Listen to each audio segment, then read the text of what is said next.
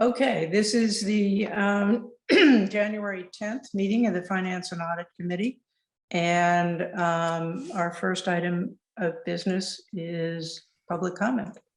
So do we have any public comments, Jasmine? I did not receive any public comments ahead of time. Okay. That takes us to, that's my problem. Too many devices and then they go dark. Budget development timeline. I'm guessing that's Lindsay. Great. Thank you, Trustee Croninger. And I am having audio problems. I've been having them for a few days. Well, no one has even able to figure out what's wrong. So just give me a wave if all of a sudden you can't hear me. What happens is I cut out and then I come right back in. We don't know why. Okay. Luke, if you could share the item, I'm assuming you have them up and ready to go. If not, I could share them as well, but we should show the budget development timeline. Okay. So this is our first draft of our 2022-23 budget development timeline. So for next year's budget development processes, this is our timeline we put together and utilize to show everyone who we will be presenting items to throughout the upcoming 9 months, really. That way is better, Luke. It's a little too small the other way. So I just want to highlight a couple things that this is not dramatically different than it has been in prior years. We have a pretty standard budget development process that we follow each year, although we tweak it and refine it each year to make improvements as we go. So the first items I want to point out here that are a little unusual are these budget forums we have coming up at the end of January. And these budget forums that are coming up are really going to be backward looking. We're going to focus those presentations on presenting information about our prior year actual expenditures, reserve balances, HERF fund spending, things of that nature. So it won't be a forward looking budget discussion. It'll be a past year budget discussion where we really want to spend our time to try and understand what our actual expenditures have been in these unusual COVID pandemic years, where we've also had this HERF or Higher Emergency Education Relief Fund dollars that have come into our unrestricted general fund and impacted those dollars. So that is something we're all looking forward to. And I want to talk just briefly while I'm on this point about how during those discussions, we'll be able to understand better this topic that has come up multiple times in board meetings about how our salaries and our expenses are really not in a normal state right now because of COVID, because our expenditures in the salary areas have not come down, whereas our expenditures in the other operating expenses have come down, which has been skewing our ratio of how we're spending money on salaries versus other expenses. So that'll be another one of the focuses that we'll focus on during that budget forum. So that's forthcoming for all the campus community. And then of course, we'll bring that information to this Finance and Audit Subcommittee as well specifically. So this board committee can focus on that information too at our next meeting in March. Okay, then carrying on, other minor changes to this is that of course we've incorporated the Finance and Audit Subcommittee deadlines and dates into here. So you have your items that you can see you'll be tasked with to discuss and see on the budget as we go through the process. We have our usual BRAC discussions where the department budget owners bring their budgets to us and we discuss those over 4 meetings in March and April. We're doing that a hair earlier than in the past, trying to get the budget wrapped up a little sooner than we normally do internally in accounting, so that we're then prepared to bring it all wrapped up to the board in the end of May. Another little tweak on something that we did last year that I felt worked pretty well for the Board of Trustees, and hopefully you agree, is this May 28th date. We plan to bring the first reading of the full tentative budget to the board at that board retreat date instead of at the earlier May meeting, precisely because when we bring it at the earlier May meeting, we're bringing it right before the May revise and right before we're able to incorporate the May revise. So it's always felt a little bit backwards where we're bringing something that's done. We've got the draft budget done, but we don't have the May revise information built into it yet. Last year, we had the opportunity to bring it to the board as a retreat item, and it'd be nice to be able to bring it to this scheduled May retreat there. And then the rest of the calendar kind of flows as it normally does, where we have the tentative budget approved before the end of June, and then the adopted budget approved in mid-September, because it is required to be approved in mid-September, not the end of September. And that's it. Any questions, comments, feedback? I have some, but do others first. Anybody? Kindred, do you see anyone at raising hands? Amelia. You're muted. Amelia. Yes, thank you. Just a brief question. I somehow remember we had this question discussed last year.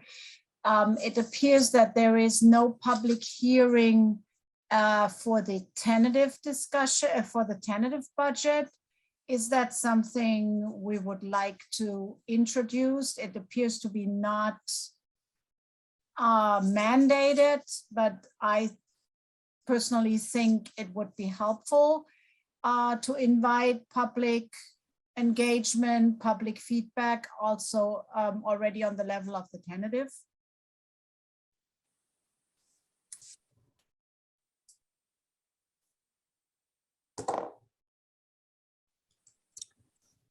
I think I'm that, not sure if everybody knows what I'm talking about. If you look at the second reading of the adopted budget, you see public hearing. If you look at the second reading of the tentative budget, you don't see an equivalent public hearing. yeah, I think that would be something the committee could discuss if they wish to do it. The public hearing in the final budget is a matter of, I believe it's Title V, if I remember correctly. Lindsay, you probably know that better than I do now, but there is a regulation around it.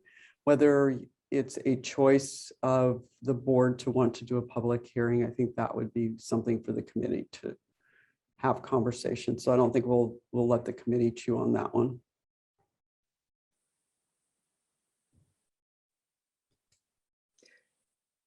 I would comment that I don't think the public hearing has ever actually been much of a public hearing, but I certainly don't mind providing the opportunity. I mean, I'm always in favor of public transparency on something. Yeah, I support the idea too of doing it and making sure people really know to come.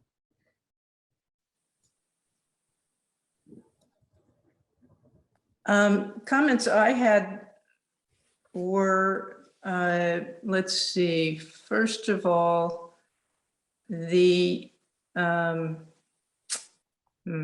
guess I'm looking at, it's higher up at the top, yeah.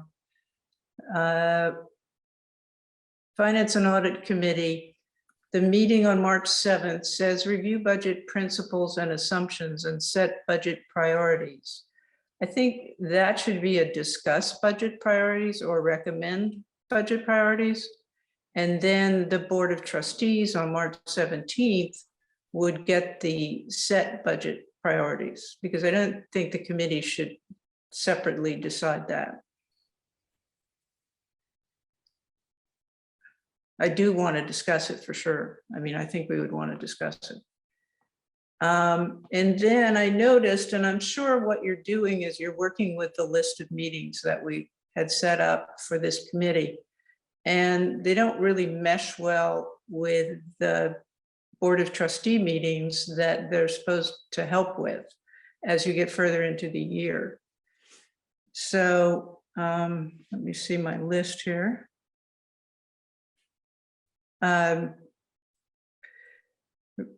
We don't have a Finance and Audit Committee meeting regarding the first draft of the unrestricted general fund budget before the April 21 board's review.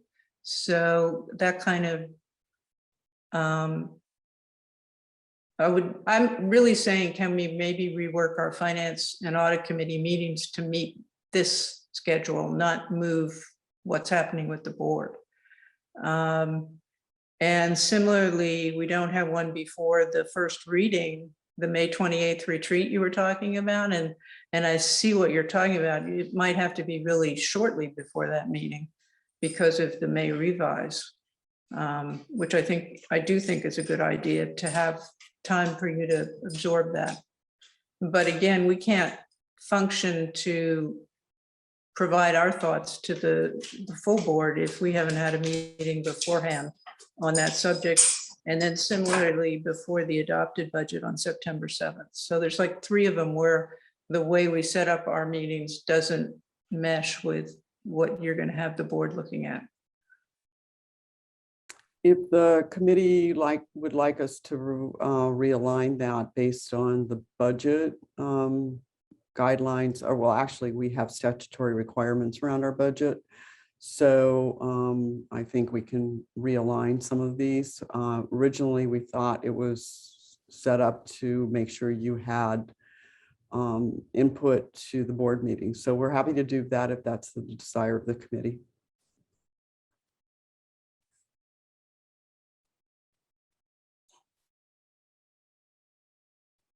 Jonathan, do you think that makes sense to? Makes sense if it helps make things flow better. Yeah.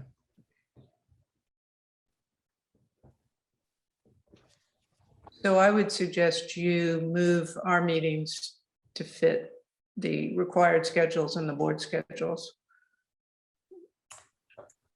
Okay, we'll take a look at that. And also just to make sure that you have a chance, part of the puzzle in this is getting the 311 Qs in front of you before they go to the board and those required quarterly reports. So we'll see what kind of puzzle play pieces we can play here. Yeah, that's fine. And I mean, we have some, shall I say, identified other topics that we'd like to talk about at some point, but if you need a short one subject meeting, I'm certainly not opposed to that either, just to get something in the right place.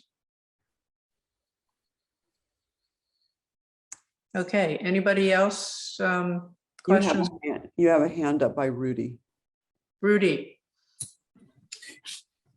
Hi, Trustee Croninger. I just want to make sure I'm writing down the notes right. So you're talking about you want to see review of draft 1? let's see, review of the first draft of the unrestricted general fund before, before April 21 board meeting. Okay. And part of like the, okay, so that's first one. And then the other one is the first reading. You want to see what? Before the May 28th first read of the budget plus 5 Okay. years. And then before the September 7th adopted budget. I think the September 7th is the first board's first review. Yeah, first public hearing there first. We're right after that. We're in between.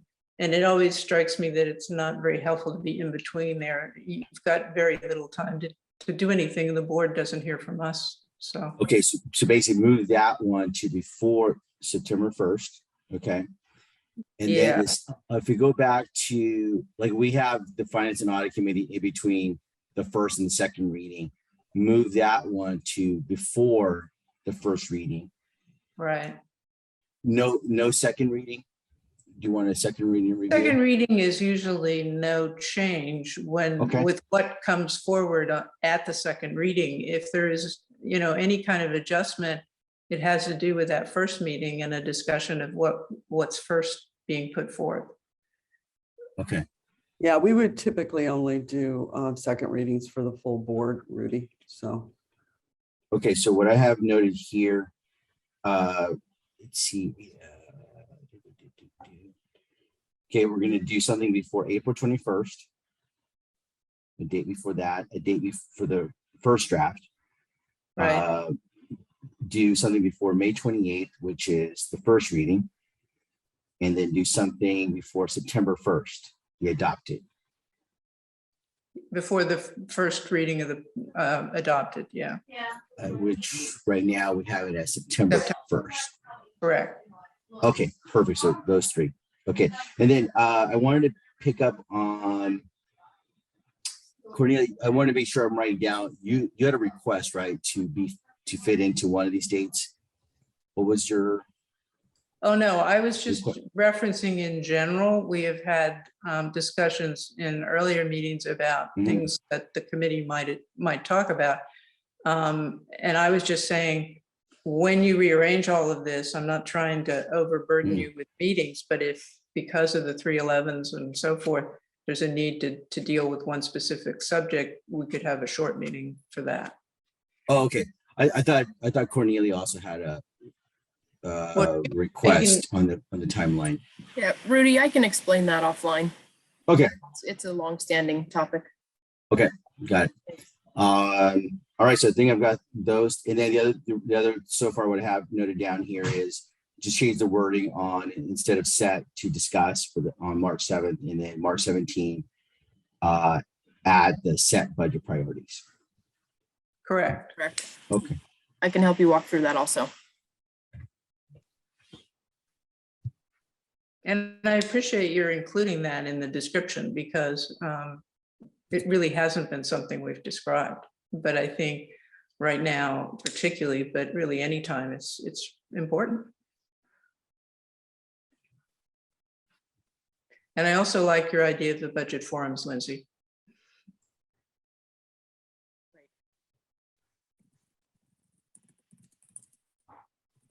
Okay. Are we ready to move to the next item? I am. That was all I had on the budget development timeline. Okay, you faded out, but I could still hear you. Of course, I'm so sorry. All Technology. right. Monthly budget update.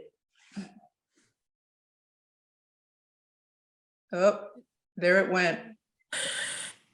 If Luke could bring it up, great. He already did. Wonderful. Thank you. Okay.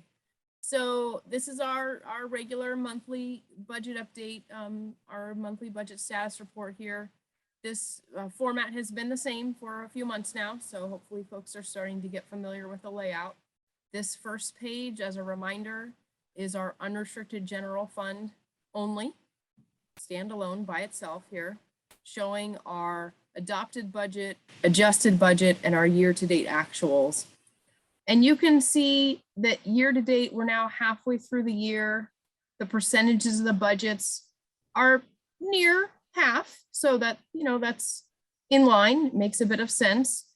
I don't have anything in particular to point out except for one item, just as a reminder for everyone that we have this $4.1 million contingency you see online.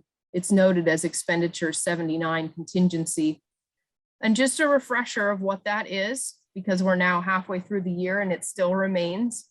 That's a contingency that we put in place during the adopted budget process, where we set aside our cost of living increase that we received from the state into this one line pending our contract negotiations with our bargaining units. So we're still ongoing in our negotiations. And so that holds there until we've completed those negotiations. And once those are completed, any type of adjustments that have been agreed upon in those negotiations will then be moved out of this contingency line and up into the appropriate major objects and budget codes where that'll belong. So that should be coming at some point in the next, first or a couple of months coming up here. So just a refresher there. On to the second page, if you don't mind, Luke.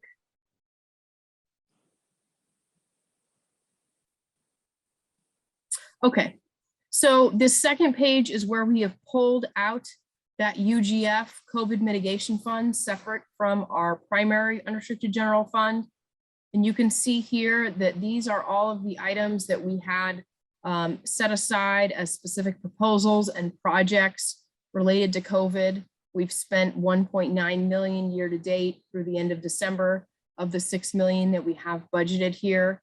So we have been spending, you know, a fair amount of the funds here, but the fiscal services team and I have been concerned about those proposals and where they're at the spending levels they're at.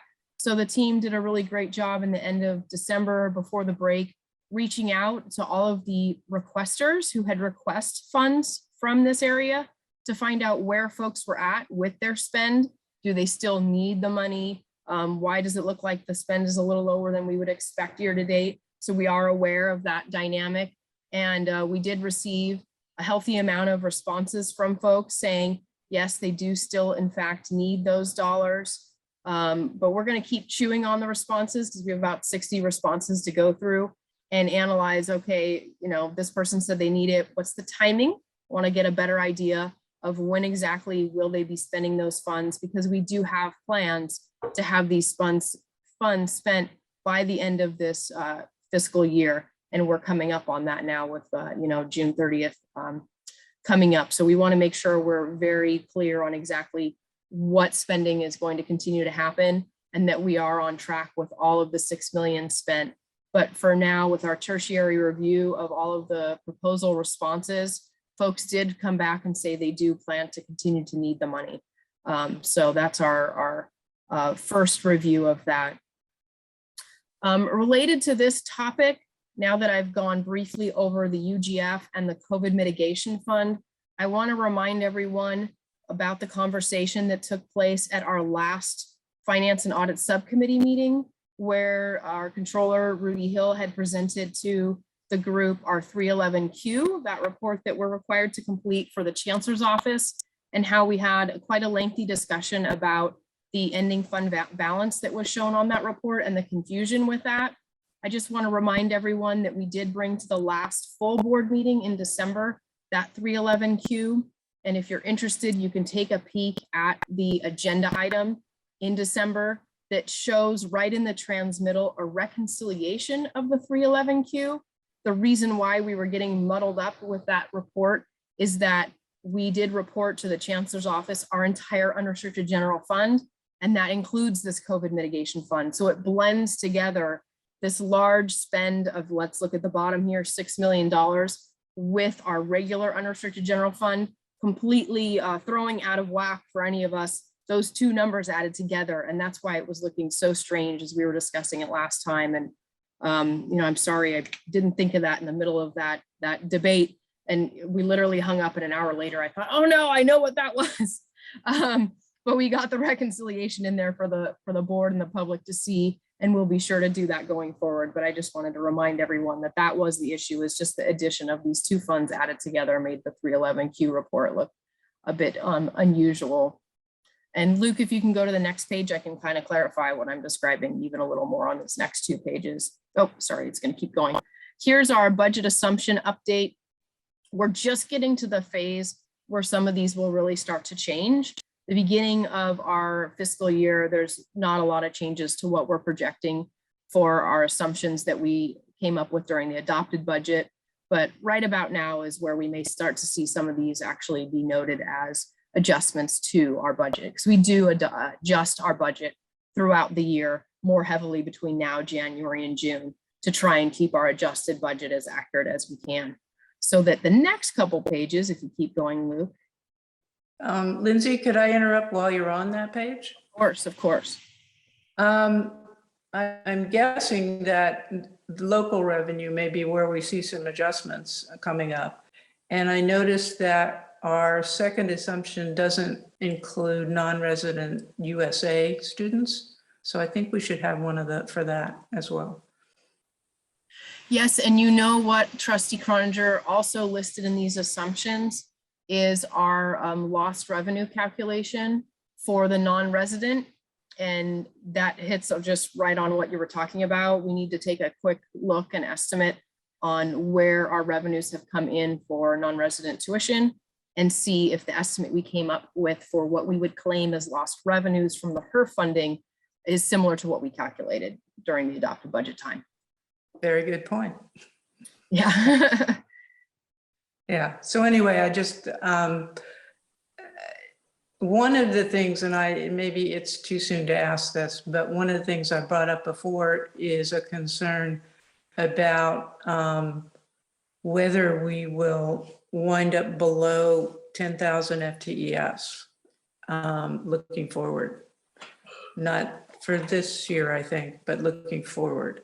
So that's something that just to keep in mind that, I tried to rough it out and it looked close. So I hope we keep our eye on that for next year's budget.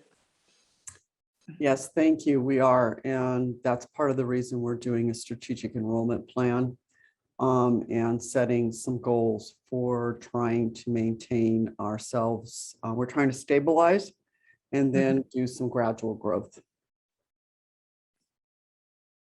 Okay, I interrupted, Lindsay, go. Luke, if you could keep going down to the page, keep going, yeah, there we go.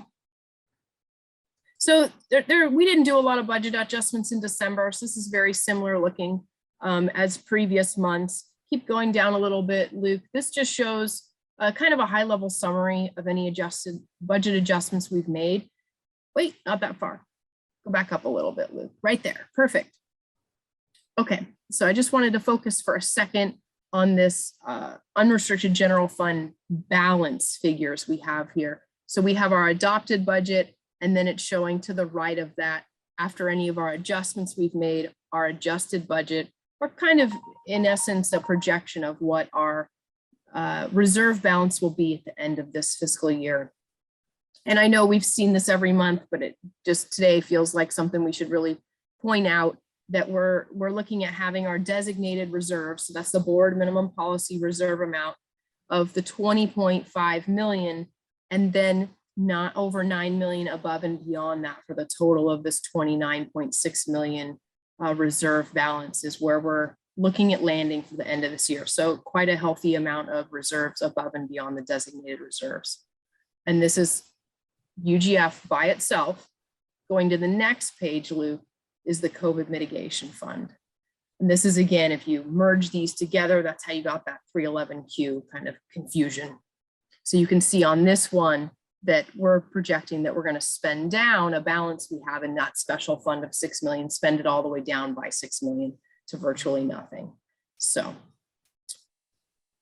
any questions about that? Just a reminder. Okay. All right, you can keep going, Luke. Now, these next 3 pages are on HERF 1, HERF 2. Oh, Cornelia has a question. I'm going to stop because it might be on something I just covered. Cornelia?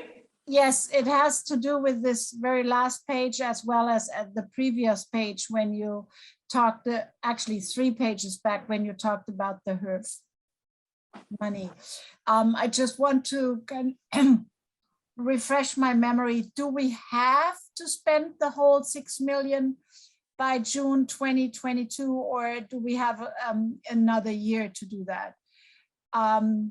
That was my first question, because here it also looks as if we make an effort to bring it the $6 million down to close to zero. And you said something to that extent 3 slides ago. And then there was 3 slides ago another line item that was the HERF other outgo. And that appeared to be very sluggish in being spent as well. It appears there's also only like a 10%. We only have spent 10% on that. Can you help me refresh my memory what that exactly was? And is there a reason why this is kind of slow? Yeah, I definitely know the first answer off the top of my head. The second one, I might need some more help finding what page you're referring to. So you had asked about the UGF COVID mitigation fund and the 6 million we have there and the work we're doing to spend that down in full this year. We actually had planned when we set up that fund to spend it all last year. So rolling it over into this year was not totally unexpected. It was quite a fair amount of money. And so we've rolled it over into this year and are spending from it this year. It is UGF, it's unrestricted general fund, so there's no restrictions on it. We don't have to spend it all this year. But it has been something we've been projecting to do, knowing that we needed to use those funds for various COVID projects. Now, you'd asked about HERF other and only a 10% spend, and I don't know where, give me a hint, where was that at? On this slide, line 70, other outgo.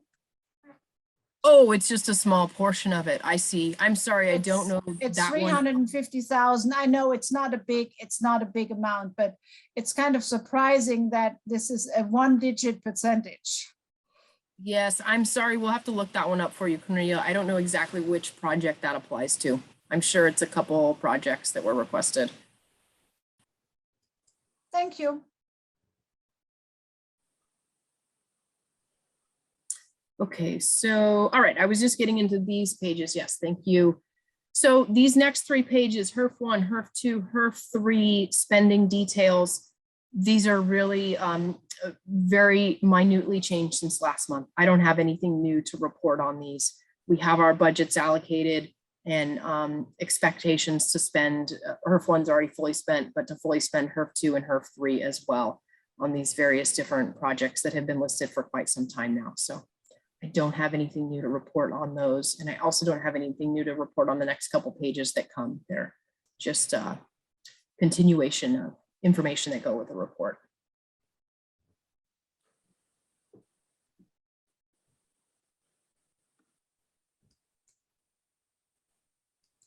That's all I have on this one.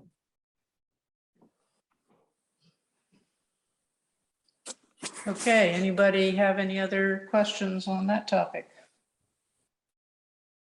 So you're expecting the next one we see really will start making some adjustments. I'm expecting over the coming months, yes. Okay.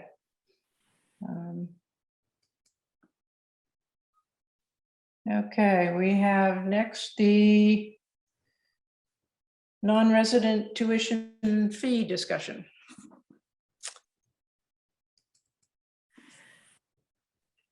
And I'll kick it off if no one minds.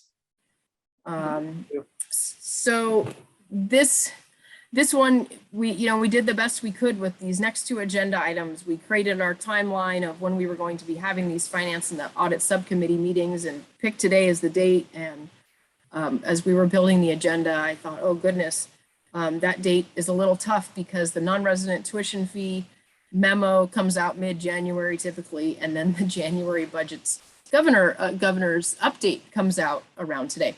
So for this particular item, we did not have anything available to attach for the board. So I apologize for that, but the memo came out on Friday, almost at the end of the day. So I would like to steal the screen from Luke, if he doesn't mind, and show quickly what we have put together, because we did take the time to put something together this morning for the board on this topic. So, oops, let me hit the right button here. Sorry. Oh, I don't have access to share the screen. Luke, can you? Sorry about that. You should have it now.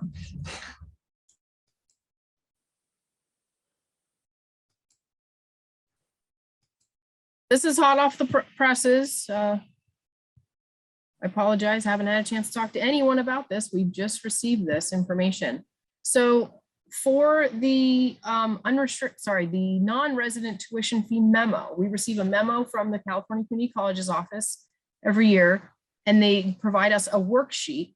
And that worksheet, really, they've done a great job of kind of auto-populating it for us these days. And that worksheet provides for us a floor and a ceiling and some other more complex options of what we can set our non-resident tuition fee at. Now, this year, we did a little double take and re-looked at their math, because the minimum allowable amount we can charge for the non-resident tuition fee is this amount here in yellow, $332. So that is quite a significant increase. You can see that this year we're charging $307 for the non-resident tuition fee. And that's excluding the capital outlay fee, which is a very specific calculation of how much funds we have spent on capital outlay. So we're currently charging 13 and using the calculations required, it's calculated out at 18 for this upcoming year. So we've just put together the information that came right out of that workbook into this little kind of historical document. So the board members here could be familiar at how much it has increased over the years and in some years decreased or remained flat for your discussion here today. So I apologize for giving you brand new information right during the meeting, but we just got this. So I'm trying to get it all on my screen. You've got the allowable low and the allowable high. Yes, so the lowest dollar amount we would be able to charge is this 332 and the highest is the 385. So we do have quite a span within we could charge. And that 385 is not, I think they call it option E, which is other states, correct?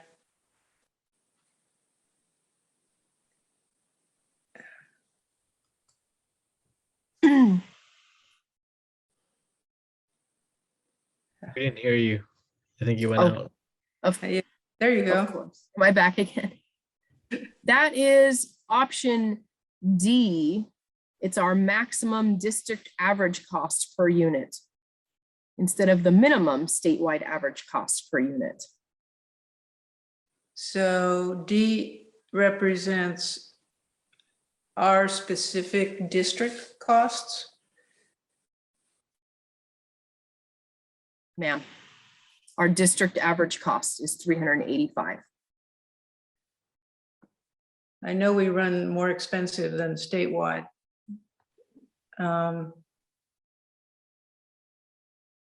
Okay. And then the last line is what your recommendation is? We did not bring a recommendation at this point because we didn't have the time to even do our usual internal discussions about it. Just bringing to you what this, basically the worksheet's providing to us as our minimum, low, and high. Okay, I thought there was another column there, but now I can't see it because something else is on it. Jonathan, Yeah, I just had a couple questions. Lindsay, on the worksheet, I'm looking at, this is from last year's. Oh, this is maybe last year's. It looked like it said 307 was an option there, but so we are required to raise this, or are like we need to go to the minimum allowable to the 307? This is what's required to have happen. I just threw on the screen, if it helps, the worksheet that we just received for this year. So you can see the district average cost of for our district is the 385 we just discussed. And then I will scroll down for you. So you can see, here's our minimum, that's statewide average, and then the maximum. Now, contiguous district is also an option, but it's too early for us to know what other districts are charging. Just other districts haven't had these discussions quite yet. That is something we have discussed as a district. Sometimes other districts have a lower dollar amount. Typically, you use contiguous district to go higher. But I don't know if Dr. Murillo knows anything about this. She may have great expertise here about using that as an option to go lower. wouldn't their statewide average be the same? I mean, it's everybody's average. No, it actually comes out different. What happens is you go around your districts that are contiguous, you get their rates and you do that average. And no, it does not always work out to be the statewide number. So my experience has been with this, that I can use contiguous districts to go up or down depending on what it is.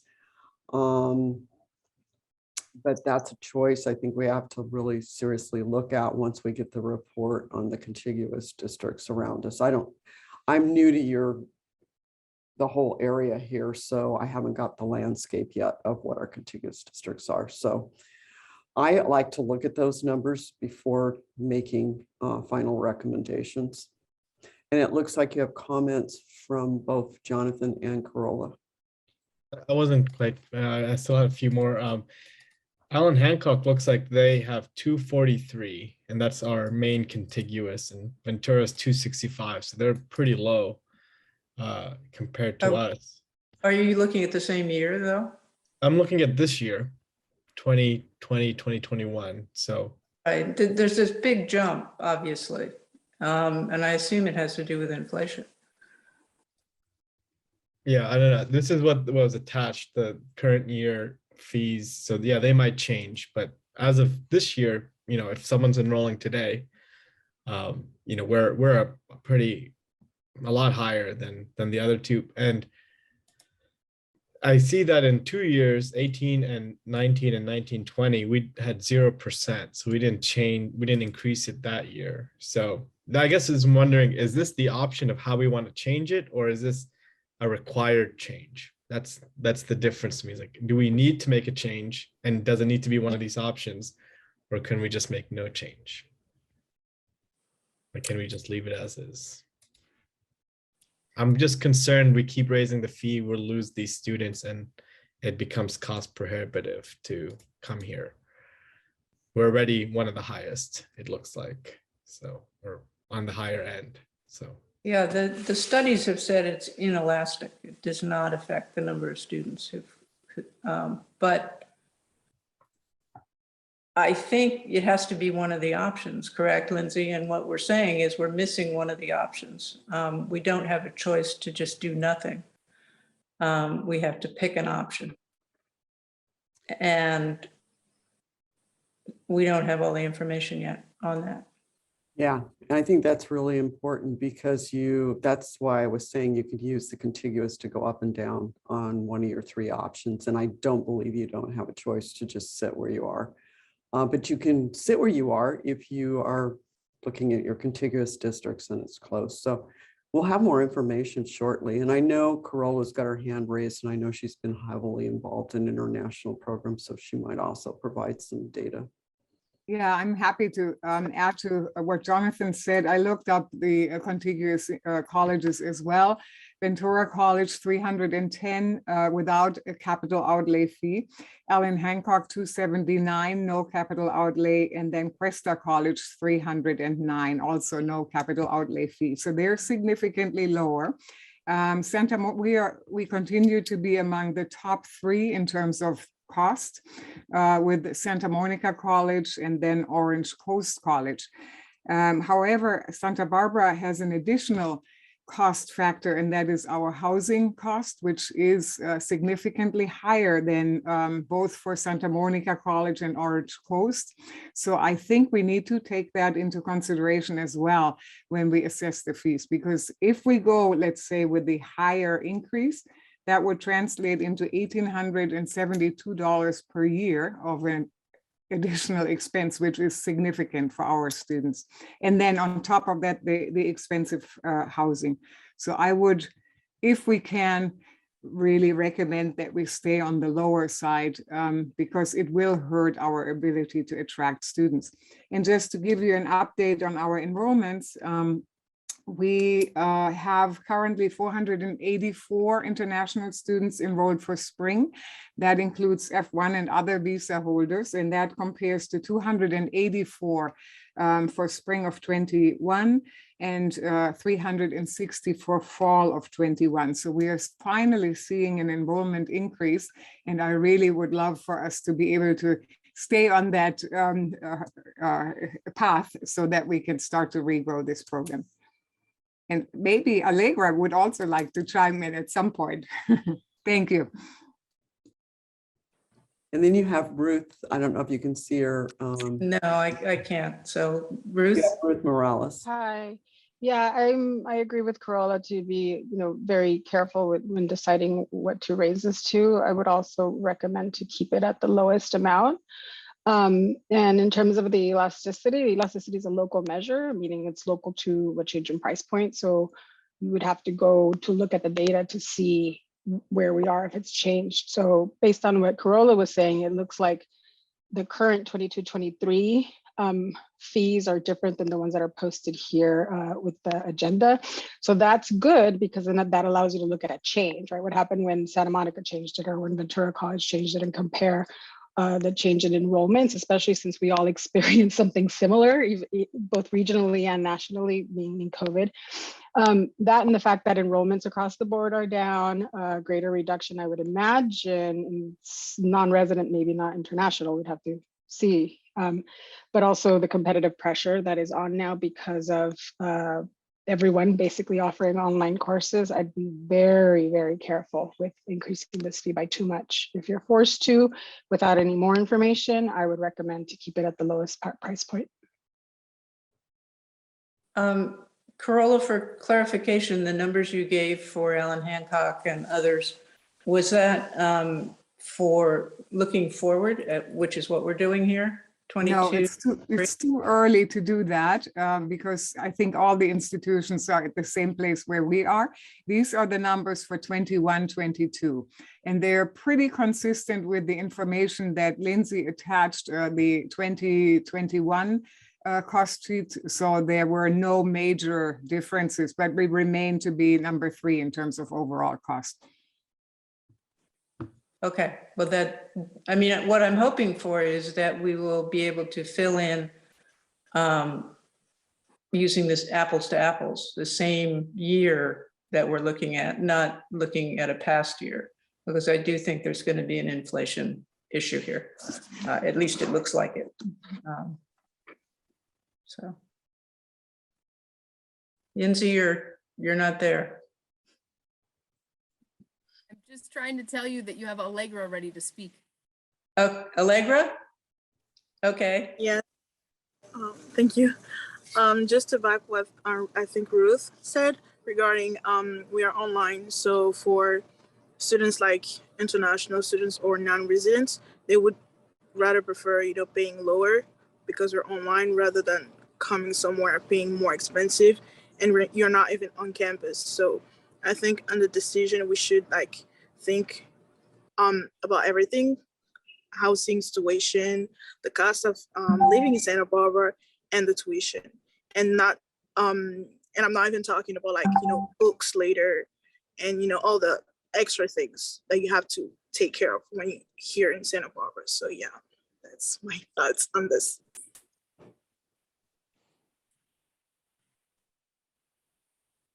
Okay, anyone else have comments?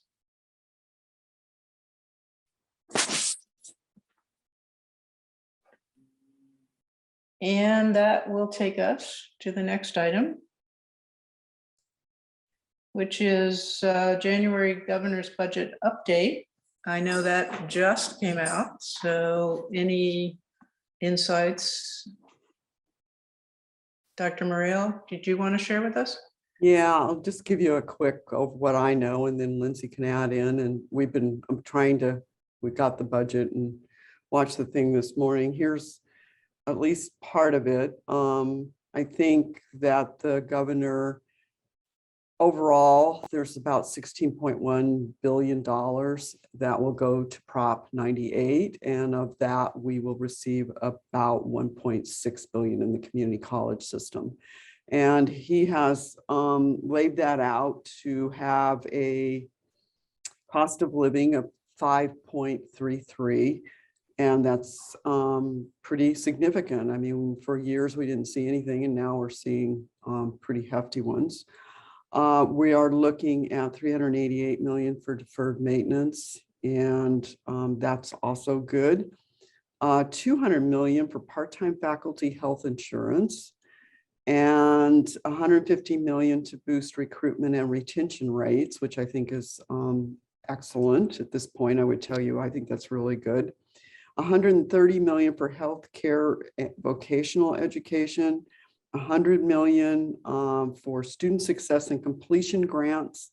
And I haven't had a chance to read up on that, so this will be a new one from my perspective.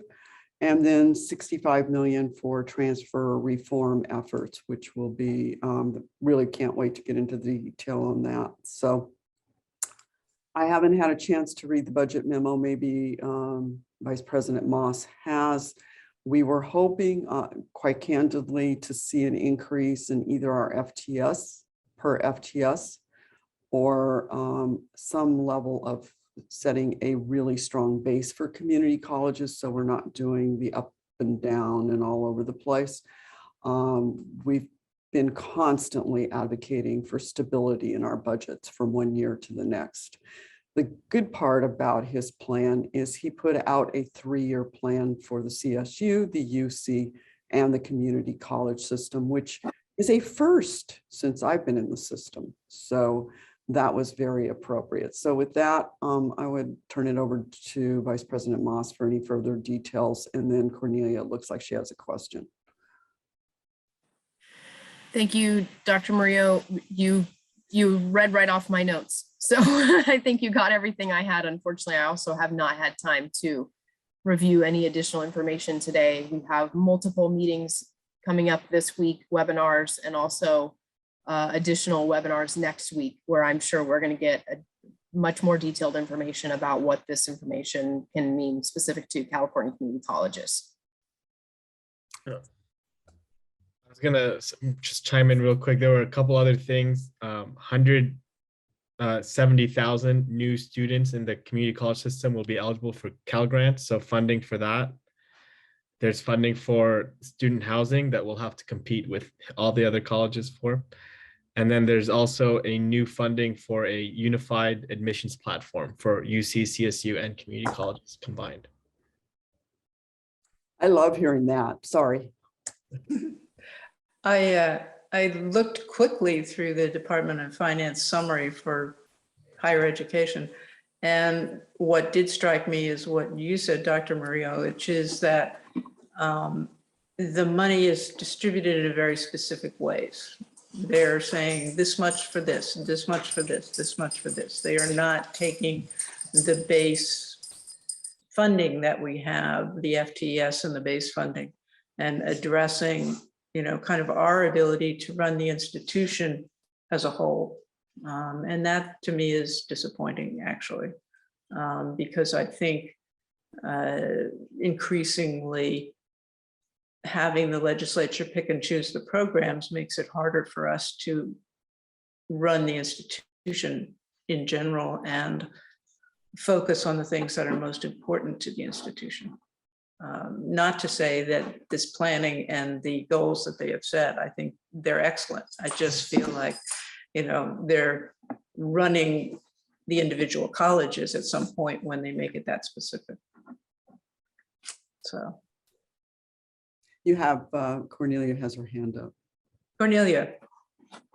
Yeah, thank you so much. I would like to start that I actually agree with Trustee Croninger that I feel a lot of times the funding comes with very prescriptive to the colleges, and there's not as much freedom as we would love to see.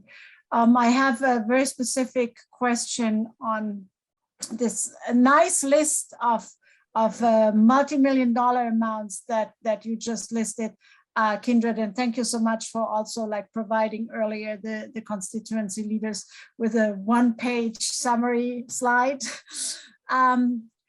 which I can use as reference. And it appears that all the amounts that you listed add up together to $1.6 billion for the community colleges, which is amazing. On the other side, I also read the Department of Finance summary, or kind of read over those 14 pages, which were about higher education. And it appears to me that only around 550 million out of this 1.6 billion are actually ongoing.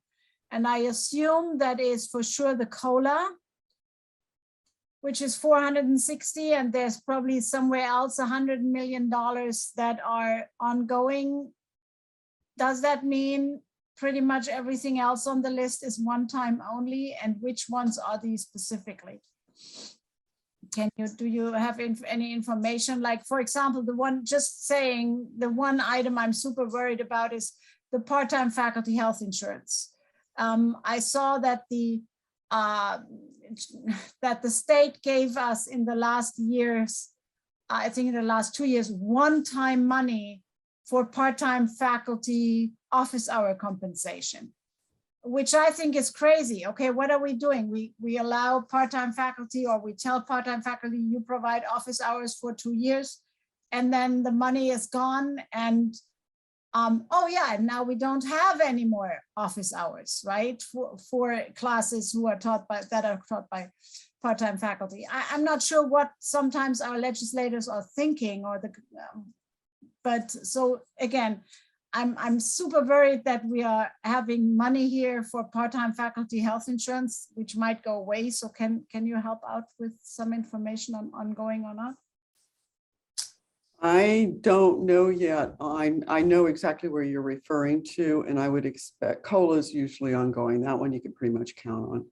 Things like scheduled maintenance, if they're going to put money toward health insurance, they really should make that ongoing, but I don't know that I've read anything that makes me believe that yet at this point. Vice President Moss, do you have any insight yet on what is ongoing? Because I know which chart you're looking at, and I was doing the same thing. Ongoing versus, not. So at this point, I would say we might have some answers tomorrow. So I know I'm attending 2 webinars, and I know Vice President Moss will be there too. So I will say the COLA is always ongoing and the scheduled maintenance is not. That's always one time. That's about all I know. Thank you. Yeah, it really good points, Cornelia, and a really important distinction between the ongoing and the one time, which is part of the problem of picking and choosing at the legislative level, because they like part-time faculty healthcare this year and they don't like it so much next year, and that's really tough. So maybe you could send to people who might be interested, I mean, certainly members of this committee, the links for the programs tomorrow, in case we get a chance to listen in. okay, give me. I assume Cornelia and Liz and our other constituency leaders would like that opportunity, if that's available to them. Yes, that would be nice. Yeah. I think one is the league webinar at 11 o'clock. I'm not sure if there's another one. There are 2 sessions tomorrow. I don't know how they went out to people. One is at 10 o'clock, the Department of Finance, Governor's Budget, Community College stakeholder briefing. That one is, yeah, I'll send you, I'll try to get whatever, I'm going to see if I can get it into the, I think you have to register. So I'm not sure that I have it right. So I'll put it in there just. And then I'll put the other one in chat. So let me see if it works for you. And then the second one. Otherwise, I'll get the email and I can forward out, because I'd have to go look for the emails that these came with.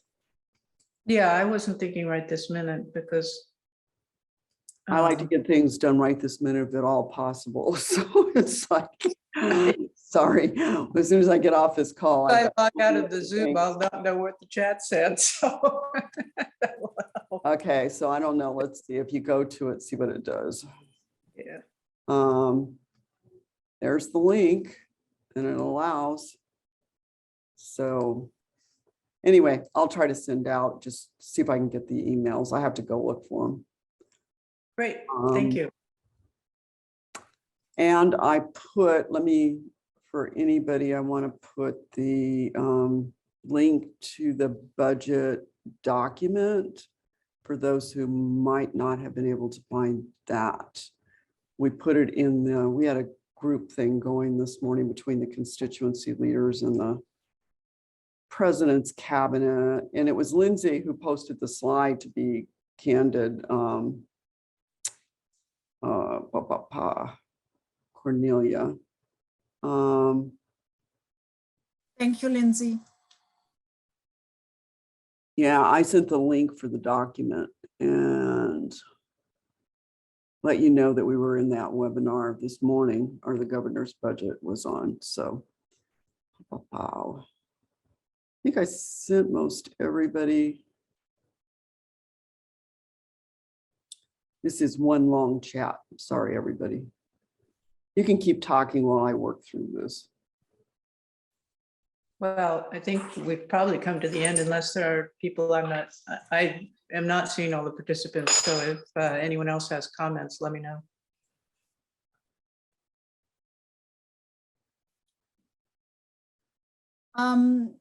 Kindred, the second meeting that you posted, what time was that, please? It's at 11. One's at 10 and one's at 11. They're Okay. right after each other. I actually had to move our president's cabinet from 9 o'clock to 8 o'clock in the morning. But I think because of the seriousness of the budget and some of the concerns around loss of FTES and what the legislature is going to do around that for K-12, it's not only a concern in the community college system, it's a concern in the K-12 system. That enrollments have dropped. And we knew some enrollments were going to drop about this time in California because of high school graduations, but COVID really impacted the systems highly. So I think we're all really concerned. That's why sort of the base funding was really important to many of us, because we were hoping for some level of protection so they don't start reducing budgets down based on FTES. The good news is we're on a 3-year average.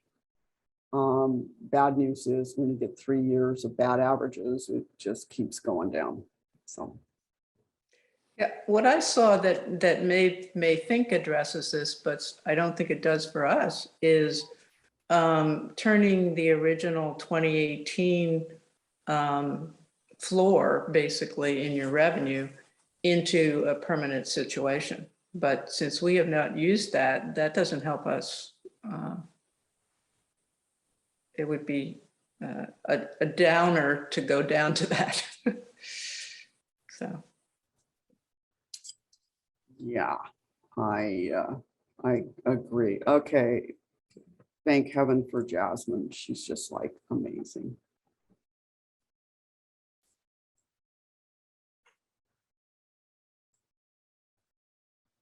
There you go for the registration for the one.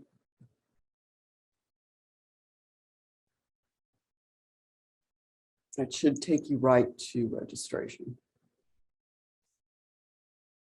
Okay. By the way, Allegra, I just want to comment, always appreciate your comments and your emails. You are like a star ASG president. Thank you so much, Kindred. I really appreciate that. Thank you. I break out in smiles every time you talk. And it's great to have you come to these meetings. It's my pleasure.